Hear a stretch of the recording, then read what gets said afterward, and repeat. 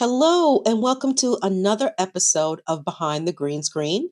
This is episode 6. Yay. All right. I'm going to try something new. I'm going to let this little mic thing sit right here and see what kind of good sound that I get. I think it's pretty good. I did a test run. In any event, for this episode, I know the last green screen episode, I talked about Winnie the Pooh, and I am going to talk about Winnie the Pooh. However, I need more time because I'm not just going to talk about Winnie the Pooh. I'm going to talk about other books related to Winnie the Pooh in a really interesting way, but I don't want to talk about these books until I've read them. Because one I've read and listened to years ago, and I need a refresher in my head. And the other one I've never read, but I knew about. So once I digest these two books, I will present them, or these three books, possibly four, but I will present them and I will talk about Winnie the Pooh because it is really, really, never mind. I won't talk it up because I'm going to look stupid if I don't come through. But in any event, so for this episode, the author I will talk about, I've had quite a number of years reading and enjoying this author and also being terrified by this author. And my relationship with this author began many moons ago. So picture it. It is September 1993, and Lisa has been discharged from the Navy.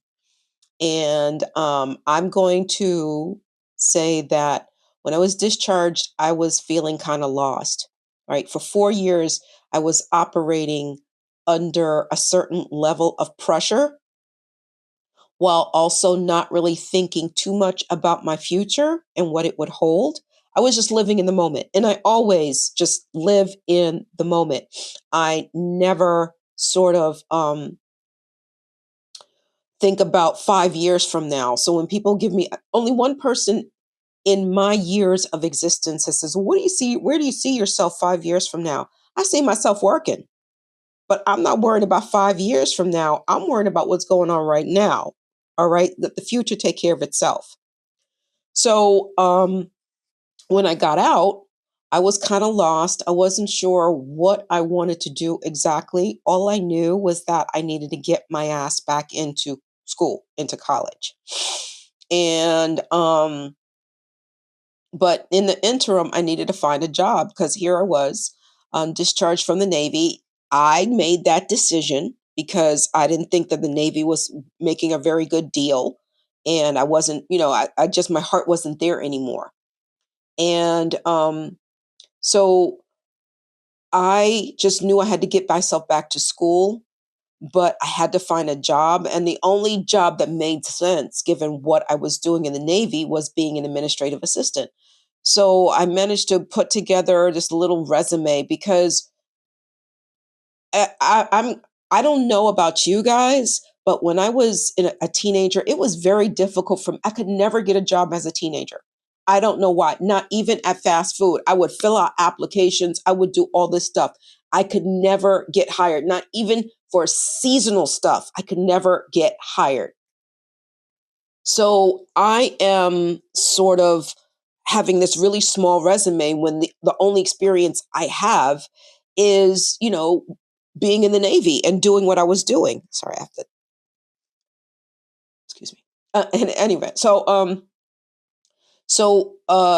I'm a single mom of two kids, and I'm on unemployment, and I'm just going to chill on unemployment until I can figure what it is that I'm going to do. How am I going to get a job? I started with temp agencies. That's really, I think those early days of temp agencies are the reason why I cannot stay with an employer for a long period of time because I was always taking one gig right after the other. Always one gig, still to this day. Like I don't stay, the longest I stayed was as with a company was when I was a technical writer. The first time I was a technical writer, that company, I stayed with them the longest I'd ever stayed. But also another employer, which is basically the state of Connecticut. I have been teaching at my alma mater, Eastern Connecticut State University, for 5 years. So those two entities are the longest I'd ever been with the employer. Otherwise, it was like 18 months here, a year there. So before I started, before I could get that first job and, convince people that I could do it, I stayed home with the kids a lot of the time. Didn't make any sense for them to go to a daycare center because I didn't have any money to pay the daycare center. So I stayed home with the kids. And that's how I got tortured by Barney. Oh my God. That song was absolutely insane. I love you. You love me. Torture. You hear me? Torture. That and Power Rangers. Just the kids sit them in front of the TV. Power Rangers, Barney, just that kind of stuff. And so, to get us out, because I did have a car, but hell, if I can afford the insurance, I'm pretty sure I was driving sans insurance. And gas prices, I didn't go a whole lot of places. But the one place that I could go to that was free and I could take the kids with me and they could go do their thing was the library. Yes, the library. The library saved me. Um, so I would go to the library and I don't know how I got on this author, but I did. And I borrowed one book, I devoured it. Then I borrowed another, devoured it. And before I knew it, I was taking out stacks. I kid you not, I'm not exaggerating. I take out stacks of books of this author because he does have a very large collection of books that he's wrote. No, it's not James Patterson, but I just would take stacks and stacks of his books home and I would devour them one right after the other. And I grew an appreciation for this author. I know I'm keeping you on the edge of your seat. You probably already figured it out, but I'm just going to string you along until I'm ready to do the big reveal. Okay. So I'm enjoying this author. I'm reading him and now I'm hooked. And so whenever I get a little bit of chump change, if I couldn't get to the library, I would try to buy a book or two, because I still like going into bookstores and I still like going to the clearance rack and seeing what I could find. Okay. That's my thing. I love it. And I could stay, I could stay in a bookstore and just, especially if there's a Starbucks in it. Oh yeah. Oh yeah. And in any event. So, the year is 1994 or 1995. Yeah, it's 19, I want to say 94 or 95. And I'm working as a program assistant slash office manager for veterans VA readjustment counseling centers. I'm going to sidetrack a little bit. So, the VA has these, and I'm also putting this out there for anyone who's a veteran who may need some assistance. There is something that came out of. I'm trying to remember the history, but it's been a long time. It's been a minute, but the end result is that the VA has established all of these readjustment counseling centers and they were established to address Vietnam vets who were coming home with PTSD and all these issues, including a drug, addicted to drugs. And so these outpatient clinics, they were not part of the hospitals, and that's what made these different. They were part of VAMC, VA Medical Center, but they operated within the community. And the reason why is so that it made it easier for veterans to get the help that they need because it's community based. So they have them all over the country. In New England, definitely so. Um, and I happened to work for the one in Norwich, Connecticut. I was the office manager there from 94 to 96. Yes. And so as I was the office manager, what was great was that the place was moving just up the street, a couple of storefronts up the street to a bigger and better location. And I got the opportunity to decorate 3 floors of this veteran center. I chose the carpeting, I chose the drapes, I chose the blinds, I chose the chairs, I chose the furniture, I chose everything. And they gave me a credit card to do it. So with that credit card, not only was I making the vet center a place where vets can go and just, feel like they're not in a hospital, but, at say the dentist office, basically, I was also buying books for the counselors, not for the patients, because they already knew about the Vietnam War. There's no book that's out there that's going to tell them otherwise, right? But these books were basically for the counselors or for anyone who really wanted to have a great understanding of Vietnam, how it all got started, and what these guys really went through, because it was absolutely horrible. And I um, have a very special appreciation for those Vietnam vets. And again, I know I'm going to get to the author, I promise, but I need to tell this quick story. So picture it. It is, I want to say 94 or 95. And just like you're seeing now with the government, there was an actual shutdown. Clinton was in office.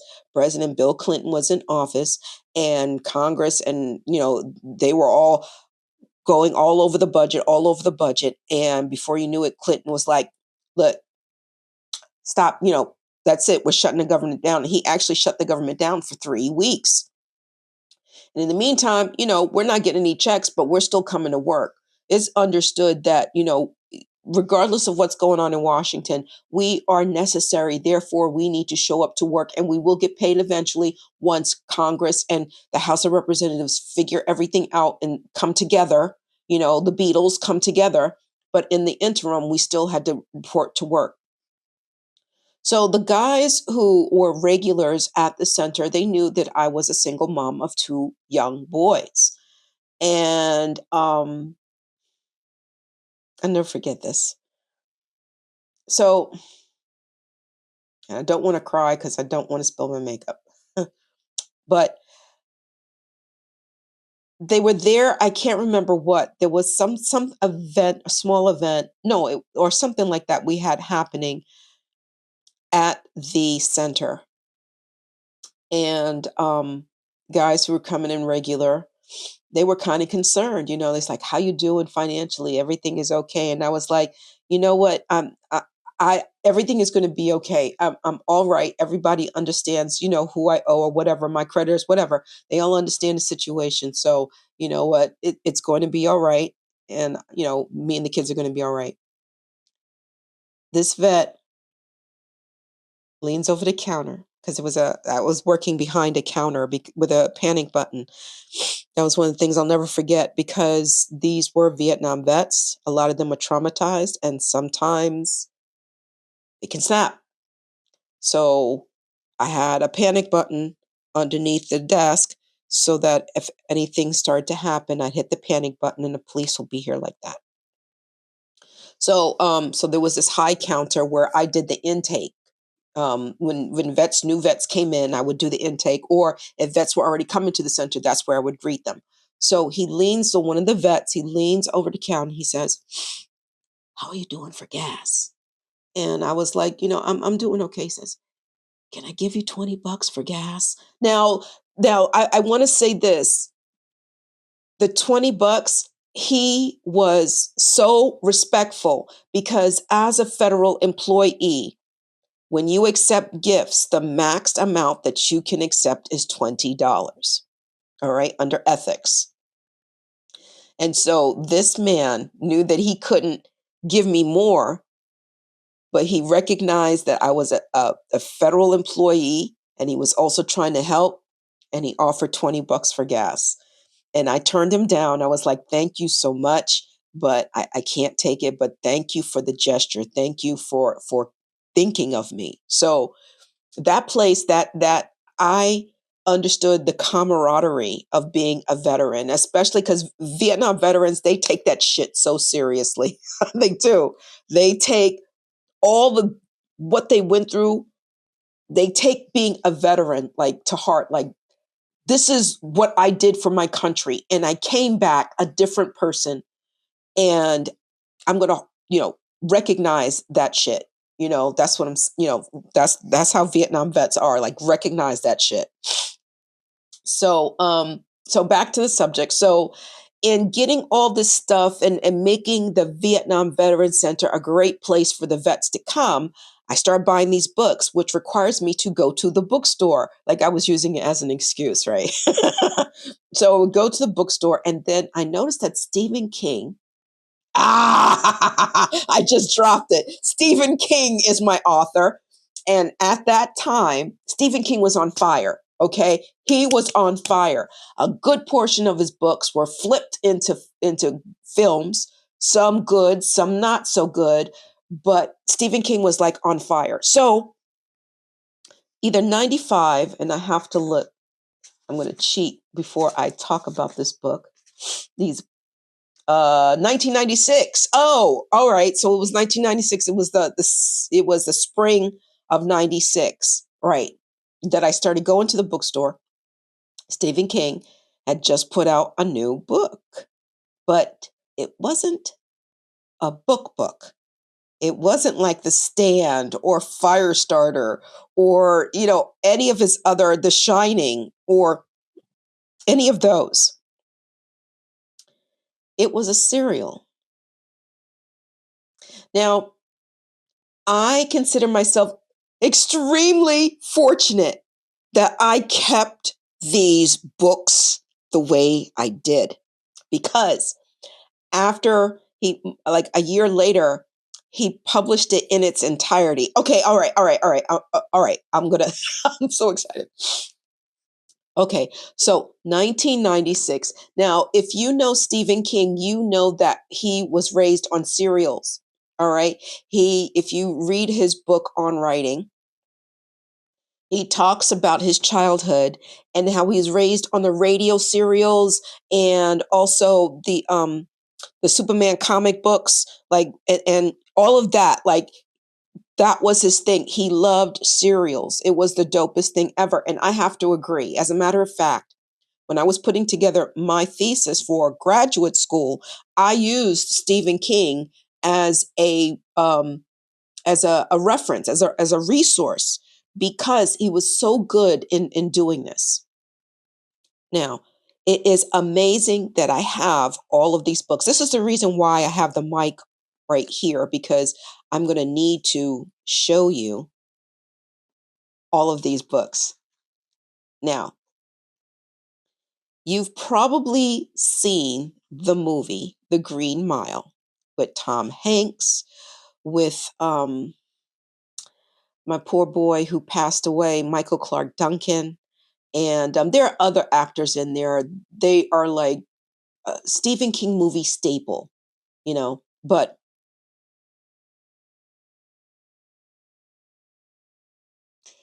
this is how The Green Mile was originally published. It was published as a serial, okay?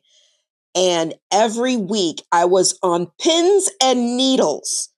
Bravo, Stephen King. Bravo. Every week I was on pins and needles waiting for the next book to come out. So here's the first one. This was The Two Dead Girls. The second one, it came out. Were they coming out every week? I think they were coming out every week. Yes, they were. So here's the second one, The Mouse on the Mile. The third one was which one? This one. This was Coffee's Hands. This one was The Bad Death of Edouard Delacroix. Oh my gosh. Yeah. We'll get into that in a minute. The next one, Night Journey. And the final one, Coffee on the Mile. Now, I thought that this was the most clever thing that Stephen King could have done to sort of get people reading again. Not that I wasn't reading. Oh my God, I was devouring books left, right, and sideways. Okay. But this was dope that he published it this way. And the fact that I held on to them all these years from 1996. I had a rubber band around these puppies. Okay. And I put them in my bookcase because I had a house. I used to live in a house. And when I moved into that house, these books came with me. I had a big fat rubber band, and the rubber band snapped. And so when I was unpacking, when I moved down here, because I've only been in Northern Virginia for going on 3 years now. So when I unpacked all my books, I noticed that one was missing. And I thought, how on earth could one go missing? I carefully packed all of these books and put them in storage, right? Because there was so many of them and I didn't have the room because I moved from a house to a 3-bedroom apartment. Just did not have the room like I had in the house. So I couldn't understand like where it went. But after the last green screen episode, I started clearing up all this stuff back here, right? And I'm reorganizing all the Agatha Christie's and I moved them up behind Paddington Bear. And as I'm moving books from shelf to shelf, because I also have a bookcase in my master bedroom, I see one little lonely Green Mile there, and the rest were in the bedroom with me. So I was just tickled that I had the entire serial published like this. And I don't know if you can still get it like this because he did publish it in its entirety, like one book, right? But I don't know if you can get it like this. So nah. I'm just feeling so good. But in any event, so you know about the Green Mile, you know what a great movie that was. And let me tell you something. If I remember correctly, the same director who did Shawshank Redemption also did The Green Mile. Now, I have to say that of all the book adaptations, I said this earlier, of all the book adaptations of Stephen King's work, the two most, or I would say, I would have to look and read the third one because I haven't read. And I know I'm talking to myself basically, but one of them is The Shawshank Redemption. Accurate. They just made some minor changes because in the novella, Rita Hayworth and The Shawshank Redemption, which is part of it, I'll get to that in a minute. But in that adaptation, and I read this much later, Stephen King sold the rights, the film rights to the director, Frank Darbo. Darby. I have to look it up. But he sold the rights to this director for $1. Rita Hayworth in The Shawshank Redemption. He was so on point, and he toned it down a bit because there are some really violent scenes in Rita Hayworth in The Shawshank Redemption that were toned down for the movie. Okay, toned down. Right now, for the Green Mile series, I don't think there was really nothing to tone down. But the same director, I don't know how much he bought the rights for this one, but he was on point with this series. You hear me? If you're watching the movie, it is pretty much spot on to the series of the Green Mile. Seriously. And I was just so impressed and so amazed. And the thing is that when I saw the Green Mile, this was still fresh in my head. So I shouldn't do this because I sort of ruin it for myself. But I'm sitting there and I'm going like, yep, that's exact. Oh, that's what they did. Oh, they did such a great job with that. But There was never a time when I said, oh, that's bullshit right there. That's not what happened. There was never a time that I did that. There's never a time that I said that. There was never a time that I was disappointed by this series of books. Okay. Or excuse me, the film adaptation of this series of books. So I recommend this series. All right. It's kind of fun if you can buy it as the serial, as I did, if that's still available. I don't know, but I consider myself extremely lucky that I bought it from first publication and that I have all of them. And I will probably still hold on to them. And when I pass on, I don't know what's going to happen to them, but I feel proud that that I still have these as I do. All right. So there's that story. Now, I'm still devouring Stephen King. Okay. And I don't think I can honestly say that have not read all his books and I haven't read any of his recent ones, even though I do have them here. Um, I haven't read The Stand, believe it or not. And that's like, if you're not, I feel like if some people who think if you haven't read the Stephen King, I mean, you haven't read The Stand, then you're really not a Stephen King fan. But I did have the book, and I gotta find it because I know I had it. It was like this huge 500 page, and I had borrowed it from a coworker with the intention of returning it. Seriously, with the intention of returning it, but I never got around to it. And I know that I had it here, but for whatever reason, it's not here. But one of my collection, I love his short stories and his novellas. Stephen King is really awesome with his short stories and novellas.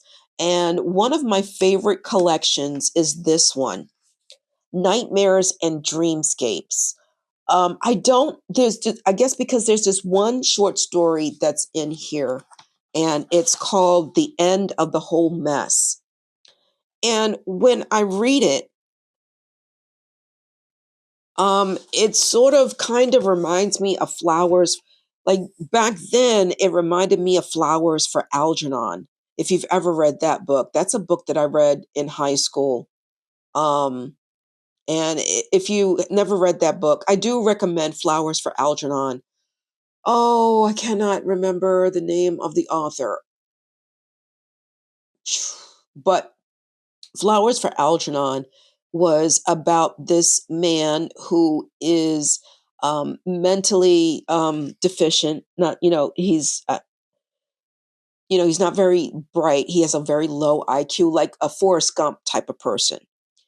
And if I remember Flowers for Algernon, um, they're making this potion, and they test it on the mouse. The mouse's name is Algernon, and they tested on the mouse, and the mouse, who was the same as Charlie's the main protagonist of the book. It's amazing how I remember all this stuff, but I can't remember what I ate yesterday. Never mind. But so in Flowers for Algernon, getting back to that story, Charlie is not very bright, and there is a lab or a scientist that makes this sort of smart potion, and they test it on the mouse Algernon, and Algernon becomes like this genius mouse. And so they decide to test it on a human, on Charlie, and they do. And Charlie is going great. He falls in love, all these great things that happen for him now that he has, full, like, I don't want to say normal, because what is normal? But mental capacity in which he can carry on conversations and have relationships where he couldn't have before. But here's the problem: the potion that they make, it wears off, and Algernon starts to show the signs of it wearing off, and eventually it wears off for Charlie as well. And so that's the story that's in here in this book that I just talked about. The end, what is it? The End of the Whole Mess sort of reminds me of Flowers for Algernon. okay? Because it's just a really dope short story. All the short stories in this book I sort of devoured. They were absolutely wonderful. I don't want to say this is his best collection because I have not read all of them, but from where I'm sitting, this is my all-time favorite. And again, the fact that I still have it with me should tell you. Look, I even put like miscolored tape, right, just to make sure that I kept the cover on it. That's how much I love this book. And look, I even got it as a markdown. Can you see that? I don't think you can see that. Oh, there we. Yeah. Yeah. I got it marked down for 798. If you can see that there. So, yeah, this was like one of those really cool finds at the clearance rack. Now, the last book that I'm going to talk about, well, really not the last book, because there is one more that I want to talk about and how I use that one. But I can't remember how I came across this book. I don't know if it was based on a recommendation or I just picked it up. I don't know. But this is one of my favorite books. And as a matter of fact, I used it to teach one of my writing courses. I had the students read this book, and then we broke down the actions of the protagonist, who is, by all accounts, an abused wife. And out of all the books that I've ever read from Stephen King, I remember this one. It was just this. Okay, well, first, let me introduce the book. It's Rose Matter. I don't know if you've ever read this book, but this book is amazing. And I guess because it includes some Greek mythology. He's very clever and he includes some Greek mythology in this book. And I think that's why I have such a close, like, I feel so close and attached to this book because of it. And as you can see, like, when I was teaching, oh my God, all the dust. Oh my God. All right, all right, all right. But I used this to teach an English composition or college writing, whatever you want to call it. I use this because Stephen King, I thought for years that Stephen King sort of got a bad rap. That some people consider him a hack writer, da da da da da, because he has put out so much work. But I don't find that his books basically repeat something else. Like, I don't see it would be different if every book that Stephen King puts out, they were all the same and you couldn't differentiate one from the other. That's not the case with Stephen King whatsoever. Okay. Each book is its own sort of just, it still deals with the same things. The overall excuse me, that's how excited Stephen King gets me. The overall theme of all of Stephen King's books is that there's good versus evil, right? There are the bumps in the night that we don't know about, but there's also the evil that we hold in our hearts. And that's more scarier than the bumps from underneath the bed or the monster in the closet. That's what Stephen King, I think, overall tries to get across. Don't be afraid of what's in the closet. Don't be afraid of what's under the bed. Be afraid of your next door neighbor because you don't know the evil that hides in their heart. That's the overall message of Stephen King. Now, there may be some formulaic, maybe considered formulaic, like there's always a bad guy. Okay. There's always this real piece of work that gets his comeuppance in the end. But it's a satisfying theme that I welcome in all of his books. Because think about it. We always want the bad guy to fail. If there's this epic battle of good and evil, we always want evil to fail, right?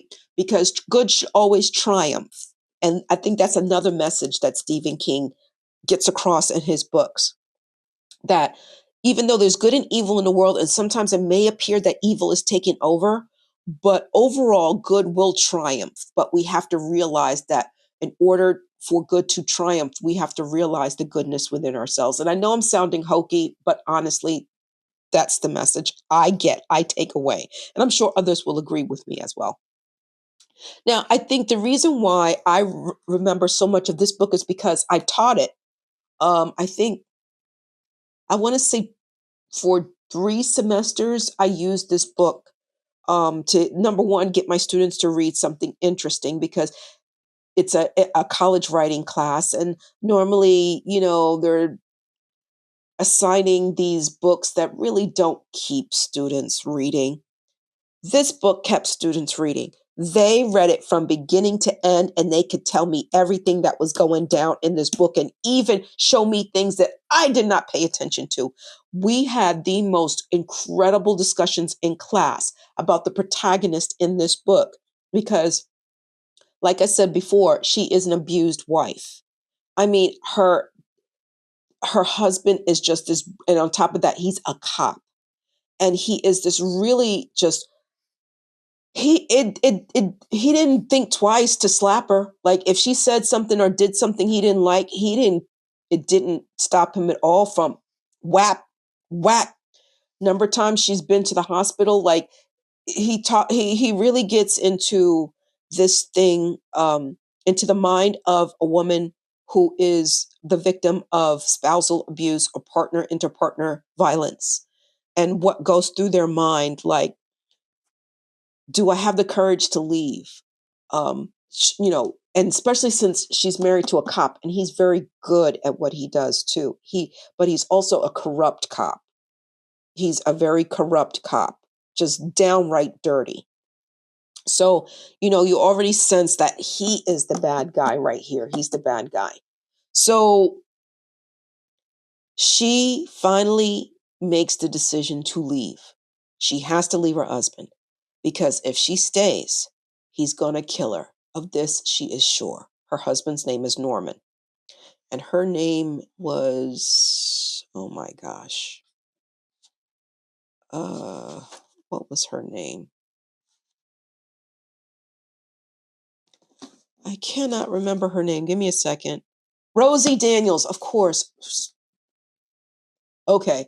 Her name is Rosie Daniels. Her husband's name is Norm Daniels. He's a mean, corrupt cop who can't keep his hands to himself. So Rosie, really, really Rosie, of course. Really, really Rosie, that's what she calls herself to sort of, especially when her ex-husband is in her mind. And really, really Rosie decides to leave. She gets on a bus and she just stays on the bus and stays on the bus until she gets off in this little town. And she starts a new life in this town. But meanwhile, her husband is tracking her down. He's getting inside her head. And it's like she's this cute little bunny that's being followed by a really crafty fox. And he manages to get inside her head and find her. Okay. Now, she thinks that she has escaped him. And for a while, she was healing. She has a boyfriend who drives a motorcycle. And but she's still always, on alert, always looking over her shoulder, wondering if she should get involved with Bill. Bill is her new boyfriend. How far should she pull him into her life? Because she knows Norman will find her, and if he finds her, he will kill her. And so that's the entire book is sort of like this cat and dog, this chase, which Norman gets closer and closer to her. But Rosie discovers this odd painting in, um, oh my God, I just drew a blank. People, brain fog is real. Okay, pawn shop, pawn shop. She was in a pawn shop. That's how she met her boyfriend, Bill, because he was working at the pawn shop. His father owns the place. And she went there because she was trying to, she figured first step in her new life is to get rid of her wedding ring, but and the engagement ring that her husband made this big fuss about spending all this money for, and come to find out when she tries to sell it, it's glass. It's worth nothing. And that's when she realized that she made a very good decision, because this man is such a piece of work that he can't even tell the truth about the wedding ring that he gets her, the engagement ring that he gets her. And so while she's in the pawn shop and Bill is sort of flirting with her, she sees this painting on the ground. There's nothing special about this painting. It's just this woman in this like toga, armlet on her arm, and she's standing there at the hill and her arm is raised. And it's clearly like there's a Greek theme going on. And she swears that she sees something move in the painting. She doesn't know why she's drawn to the painting, but she just knows that she has to have it. But her but she's crushed when she finds out that, her engagement ring and means absolutely it's not worth anything. But I think she has like a couple of change, or Bill sort of in an effort to like you know, get her attention. I think he gives her the painting for free. She takes it home, and as Norman is tracking her down, the picture starts to change. Now, I'm going to stop it right there. If you want to know exactly what happens to really, really Rosie and Norman, you have to read Rose Matter, okay? Just you won't be disappointed. It's a nail biter. It's a nail biter, okay? Because it deals with the bumps in the night, but in a different way. That's just I liked it. Um, it didn't. I mean, I can't remember, but I think it got panned a little bit, and I think unfairly so.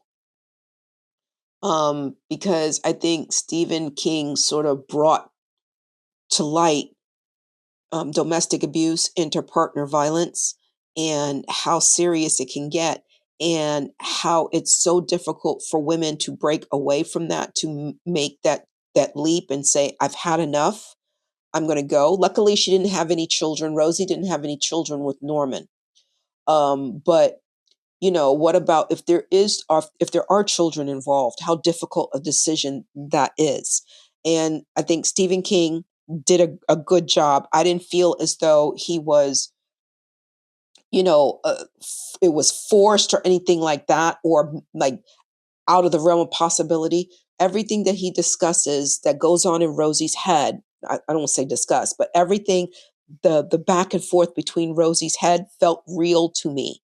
It felt real. And in discussions with my students who read that, they felt that too. They felt that realness that Stephen King was able to present. Because remember, fiction is a huge lie disguised as the truth. The better you tell the lie, the more people will believe. All right. That's one thing that's the one thing that's when it comes to fiction writing, that's very, very important. You have to set the scene so well that the lie you tell is believed at the truth as truth, that these characters exist, that you are witnessing their life, that you want to talk to them. I talk to my book. I talk to the book as though these characters are real. But, that's how real, or how Stephen King paints these characters. I talked about in my last episode when I talked about the Mrs. Polyfax series, um and how Dorothy Gilman really sets the scene so that you feel like you're in the country where the character's in. Well, Stephen King does a very excellent job of getting into the head of the character. That's his best that's how I think that's his best. I don't know what to call it. It's not That's his best gift, in which he creates these characters that are they can completely totally exist, and the things that they go through is believable enough. Okay. All right. Okay, so there's one other book from Stephen King that I'd like to talk about before I wrap up this episode. Now, I just realized that, never mind, I will get into that when I discuss it for that episode. Now, there is this last book I truly enjoyed. And as a matter of fact, I used it for a class that I was teaching. And it wasn't a class exactly. I'm sorry. I'm trying to do two things at once. Okay. So the book that I want to talk about, the last book from Stephen King that I want to talk about, this is a collection of novellas. And in this collection, three of the novellas were flipped into films. Okay. So the book is, if you can see this, is different seasons, right? And just as the title would suggest, there are four parts to this book: winter, spring, summer, fall. And each story is connected to a season. So the first one is Hope Springs Eternal. Then and under Hope Springs Eternal is the novella Rita Hayworth and the Shawshank Redemption. I don't know if you can see that. All right. So that's the one the movie was based on, that novella.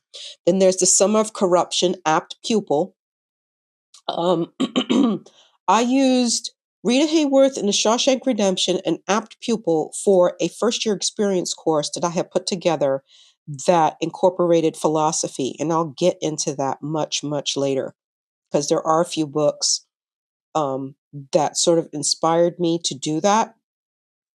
But it was crazy. That was my most creative time as a teacher, I have to tell you. But anyway, so Apt Pupil was perfect for this course that I put together called The Banality of Evil.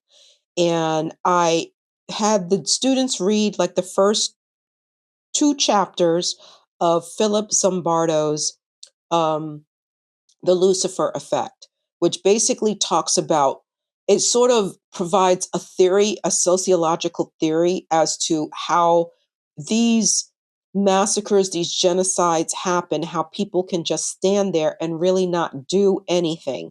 It sort of explains like this effect that happens. And so I had the students read the first two chapters to sort of understand that we can sit there and we can condemn people for doing what they do, the evil that they do, but we need to understand that any of us at any given moment can be susceptible to that evil and do that evil. Even if we were good people before, we can flip just like that. All right. So that's what that book sort of talks about. And then it talks about the Stanford prison experiment. If you haven't heard about that, please go look that up on PBS. I think they did a special on the Stanford prison experiment and where that went. It's very chilling.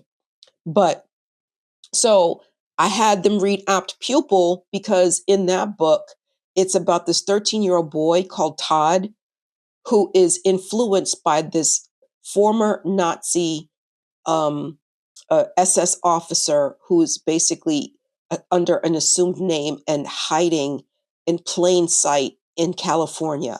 And this little boy, this 13-year-old, sort of hooks up with this former Nazi, who's basically trying to leave his life behind, but they sort of get entangled and it gets really, really weird. Right. And there was a movie, it was flipped into a movie that didn't do very well, had Ian McKellen and Brad Renfro, I want to say, as the lead character Todd. I didn't watch the adaptation. Oh, wait a minute, I did, and it sucked. So don't watch it. Just read the novella. It's chilling, and it will remind you how easy it is to just slip. It's a slippery slope. Once you do that one thing, it's easier to do the next thing until you just totally like neck deep in really evil stuff, right? So, Fall from Innocence, the Body, you have seen this movie. It has been flipped into a feature film directed by Rob Reiner called Stand By Me. So, there's that. And then there's A Winter's Tale, The Breathing Method. I don't think I read that one, but I think I might want to. So, yeah, so these are all the books that are under this novella. And Rita Hayworth in The Shawshank Redemption, the reason why I say it was just a wonderful adaptation, film adaptation, is because in the book, the lead character, his name is Red, and he's red because he has red hair. Now, if you saw the film adaptation, who plays the red role? Morgan Freeman. So Morgan Freeman wanted to be on board, and they even kind of slip a little joke into it, into the script, because there's this one part where where I guess it was Tim Robbins' character, Andy Dufresne, asks Red, which is um, Morgan Freeman's character. He says, "Why they call you Red?" And he says, "I don't know why they call me Red. Maybe it's because I'm Irish." And he just gets up and he walks away. But that's not how it works in the book. The guy was basically white and Irish, but they Morgan Freeman wants to be in the role. You make adaptations for Morgan Freeman. It's just that simple, right? But yeah, so so that's basically it. My love for Stephen King, how I sort of he found his way into my life, and I appreciate everything he has ever done as far as entertaining, as far as enlightening me, as far as just getting me to love reading again. Thank you, Stephen King. You are absolutely wonderful. You have a fan for life from me. I will go back to reading you again and rereading you. I also have crazy, crazy audiobooks. Okay. Smokers Inc. Okay. Short story. Totally recommend Smokers Inc., especially if you're a smoker. I have a feeling Stephen King was trying to quit and this thing came into his head. And I have to tell you, Smokers Inc. is absolutely brilliant. I don't know what collection it's from, to be quite honest, because it was its own book. At least I bought it as its own audiobook. There's nothing else with it. It's just Smokers Inc., but it's not very long. It's more like a novella. But it's wicked. It's absolutely wicked, but it's a good type of wicked. Bravo, Stephen King, for Smokers Inc. But in any event, so I'm going to wrap this up.